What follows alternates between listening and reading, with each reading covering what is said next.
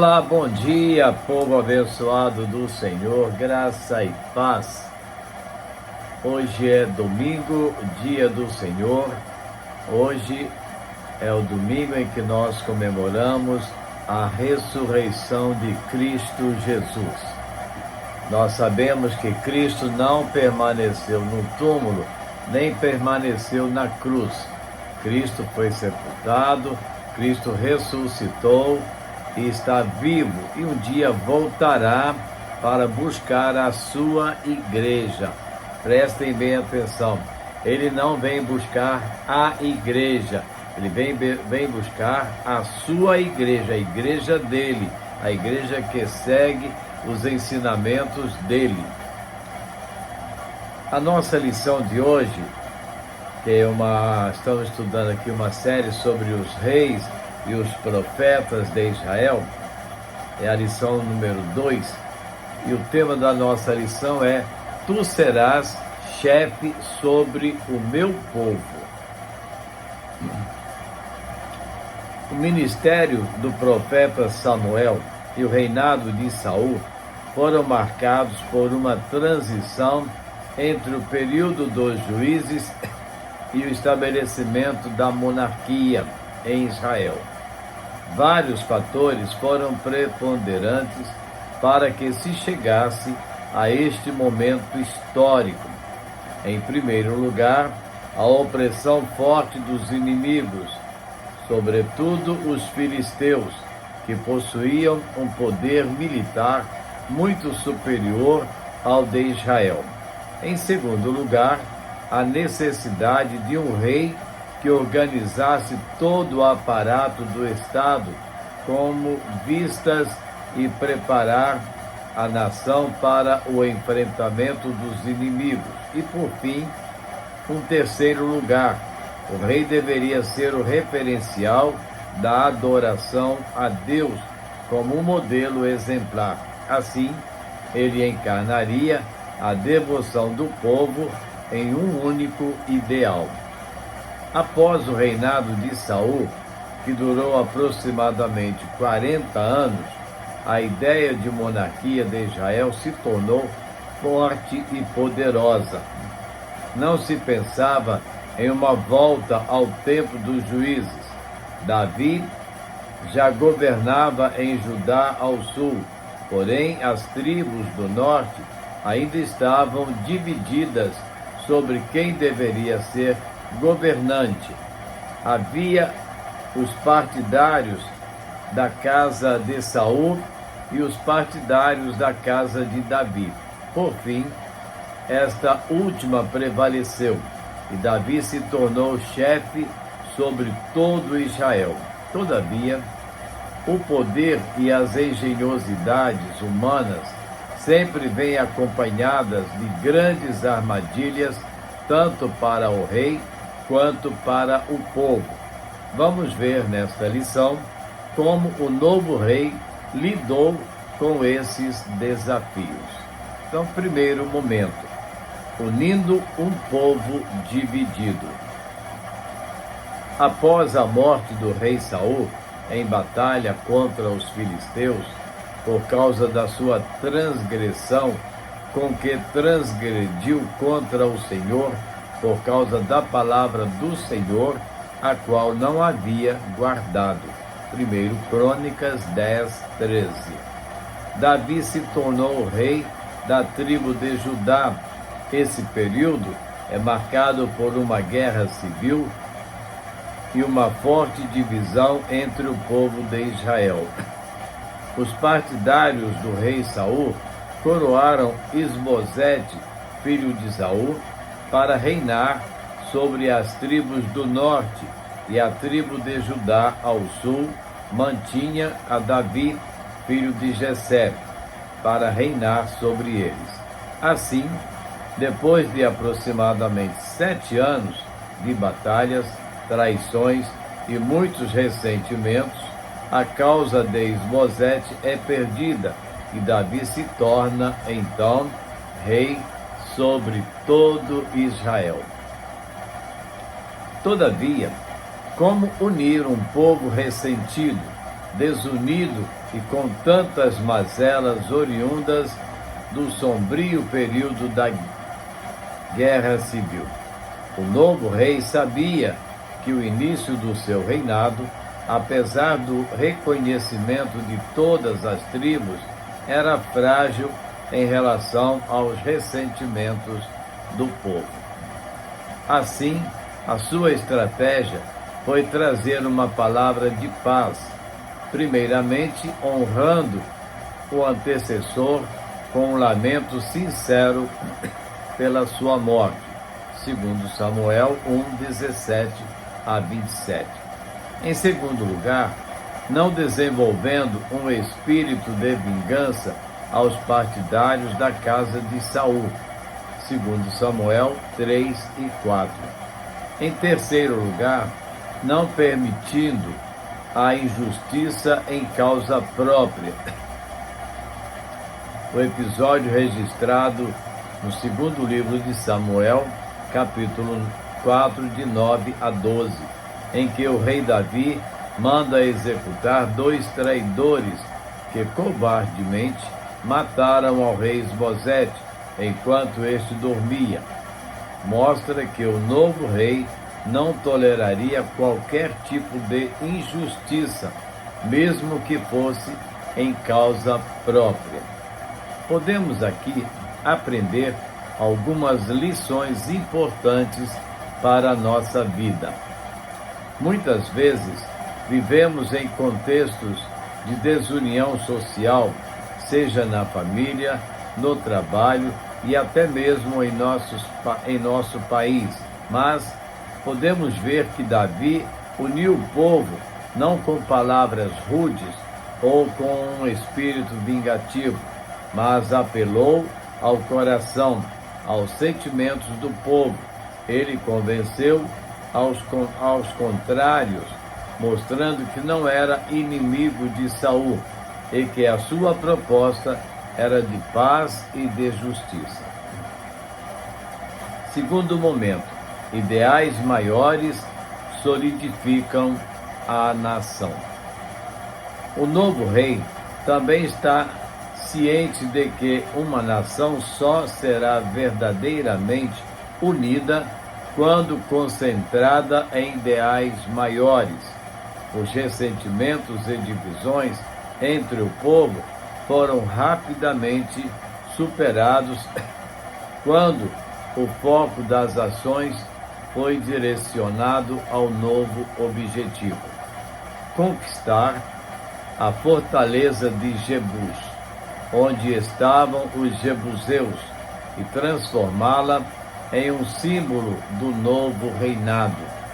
Após ser conquistada, a cidade ganhou um novo nome: Jerusalém, a cidade de Davi. Ora, era necessário uma nova capital no centro da terra prometida, identificada como a grande conquista do novo reino. A conquista de Jerusalém foi de suma importância no projeto de unir a nação. Incrustada no coração do reino, em um território que não podia ser reclamado por nenhuma tribo, a cidade seria neutra para servir como um elemento unificador da nação. Outro elemento que unificou o sentimento do povo foi o desprezo que os jebuseus trataram o exército de Davi. Tu não entrarás aqui, segundo Crônicas 11:5.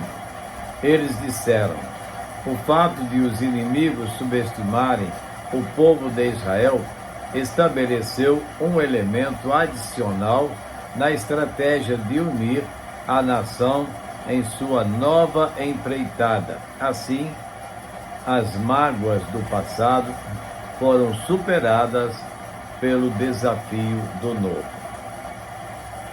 Podemos aprender aqui outra importante lição. Ao ficarmos presos aos ressentimentos e às mágoas, esquecemos de focar nossa mente e nossa disposição em novos projetos e desafios. Certamente não poderemos ser vencedores se focarmos apenas nas coisas que nos entristeceram e nos dividiram no passado. Deus tem Deus tem algo novo a cada dia para nos desafiar em nossa jornada de fé. Outra lição importante diz respeito a focar naquilo que é o principal. Diante da necessidade da nova capital e do desprezo dos jebuseus, o povo de Israel se uniu a Davi. Assim, as diferenças se tornaram secundárias. Quando o povo de Deus está unido em um ideal maior e mais nobre, todas as diferenças de opinião, visões de mundo e formas de operacionalizar as coisas se tornam secundárias. Sabemos que estamos em uma batalha, não contra a carne e o sangue, mas sim contra os principados, contra as potestades, contra os príncipes das trevas deste século, contra as hostes espirituais da maldade. Efésios 6, 12. Esta é, portanto, a tarefa principal que deve unir o povo de Deus, vencer o mal. Terceiro momento, acreditando a vitória ao Senhor. Mas a vitória sobre o mal só é possível com a força do Senhor. Davi sabia disso, e o autor do livro das Crônicas também. Primeiro livro das Crônicas, 11, 9. Assim expressa: E ia Davi cada vez mais aumentando e crescendo, porque o Senhor dos Exércitos era com ele. Com efeito, havia um sentimento sincero no rei Davi, que o marcaria por toda a sua vida, que dizia respeito à sua devoção ao Senhor. O rei Davi não julgava ser importante ou essencial, mas sim ser um instrumento para os propósitos de Deus, e isso fez toda a diferença entre ele e seu antecessor, o rei Saul. Em conformidade com isso, um dos seus primeiros atos após a conquista de Jerusalém e fazer dela a nova capital foi trazer a Arca da Aliança para fazer de Jerusalém o centro da adoração ao Senhor. Essa nova empreitada uniu o povo de Deus novamente, conforme expresso em 1 Crônicas 13, de 1 a 5. A Arca da Aliança representava a presença de Deus no meio do seu povo. Assim, havia um enorme simbolismo em trazer a arca para a capital do reino. Significava que o Senhor, o Deus de Israel, estava presente para abençoar todo o seu povo e ao rei, seu instrumento como chefe sobre a casa de Jacó. Davi sabia que a união com Deus de Israel significava a união do povo de Israel, e ele manteve o seu coração posto neste princípio até o final do seu reino. Primeiro livro dos Reis, 2, 3 a 4. Digo, primeiro livro dos Reis, capítulo 2, versos 3 e 4.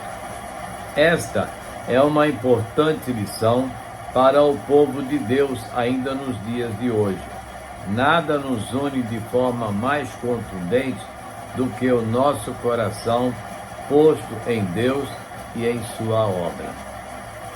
Seu coração está firme nos propósitos de Deus, ou você está pensando nos seus propósitos terrenos? Pense nisso. As circunstâncias podem nos desunir, nos desanimar e até nos fazer desistir. Mas se o nosso coração voltar para o Senhor e para a sua obra, toda desunião se desfaz e começaremos a perceber que temos um forte laço que une a todos nós, o amor a Deus e a sua obra. Conclusão. O rei Davi enfrentou muitos desafios no início do seu reinado e nos ensinou que com habilidade, destreza e, sobretudo, temor ao Senhor, foi vitorioso e superou todos os desafios. Certamente nós também enfrentamos ou enfrentaremos ao longo da vida cristã muitos desafios. Entretanto, seremos vitoriosos também se aplicarmos os mesmos princípios do rei Davi. De igual forma, não deixe que os problemas secundários atrapalhem o foco naquilo que é a coisa principal. Davi conseguiu dissipar todo o ressentimento e mágoas do passado, levando o povo a pensar em novos projetos e estratégias que levariam a um futuro promissor, unindo-os na adoração ao Senhor, o Deus de Israel. Isso tornou o reino forte e poderoso por várias gerações. Para pensar e agir. Como podemos lidar com as mágoas e ressentimentos entre o povo de Deus? Segundo, como identificar se estamos nos posicionando demasiadamente em coisas secundárias e perdemos o foco naquilo que é principal. E, finalmente, um reino dividido não subsiste, disse Jesus na narrativa de Marcos 3:24. Quais as estratégias que podemos acolher para que nossa família, trabalho ou até mesmo a igreja não sofra com as desuniões? Aí está então uma lição muito importante para nós, principalmente nos dias atuais, nas situações que estamos vivenciando. Vamos pensar sempre em andar nos propósitos e na vontade do nosso Deus. Oremos. Eterno Deus, Pai de amor, bondade e misericórdia. Te louvamos, Deus, porque hoje é um dia especial em que as tuas igrejas comemoram a ressurreição de Jesus Cristo. E nós queremos, Deus, clamar por este povo que vive na incredulidade, ó Deus, que vive ainda buscando feitos diferentes dos que são narrados na palavra do Senhor. Que o Senhor tenha misericórdia deles, toque em seus corações e que eles entendam que há um Deus verdadeiro que reina sobre toda a terra. Muito obrigado, Pai, pela noite que tivemos, pelo musical que pudemos participar na sexta-feira, ontem, sábado, falando do amor vivo de Deus. E hoje à noite estaremos trazendo a última apresentação desse musical. Que vidas possam se render aos pés de Jesus, através das mensagens cantadas e faladas que serão entregues aos corações. Muito obrigado, Pai. Nós queremos, Deus, te agradecer e continuar clamando pelas nossas famílias, pelos nossos filhos, pelos nossos netos, em particular pela nossa bisneta, ó Deus, por todo o teu povo espalhado pelas igrejas que estão aí situadas em vários lugares deste Brasil e deste mundo. Muito obrigado, Senhor. Abençoa as nossas vidas e perdoa, Pai, os nossos pecados. Nós oramos agradecidos no nome de Jesus. Amém. E assim vamos a mais uma melodia, né?